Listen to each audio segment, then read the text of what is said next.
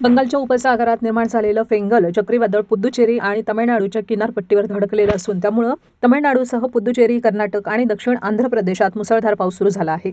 सध्या या ठिकाणी ताशी 80 ते 90 किलोमीटर वेगानं वारे वाहताना दिसतात.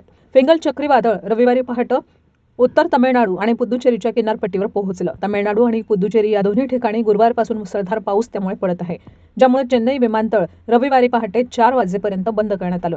यावेळी चेन्नईमधले अनेक व्हिडिओ समोर आलेले आहेत. अशातच चक्रीवादळाच्या वेळी लँडिंगसाठी धडपडत असलेल्या इंडिगो एअरलाइन्सच्या एअरबस A320 निओ विमानाचाही व्हिडिओ सोशल मीडियावर व्हायरल होत असून या चक्रीवादळाची ताकद नेमकी किती होती हे या व्हिडिओतून पाहायला मिळतंय. व्हायरल व्हिडिओमध्ये इंडिगोचं विमान मुसळधार पाऊस आणि जोरदार वाऱ्याच्या वेळी लँडिंग करताना दिसतंय. जमिनीवर जवळपास टेकलेल्या विमानाला अगदी शेवटच्या क्षणी त्यांचं लँडिंग रद्द करावं लागलं.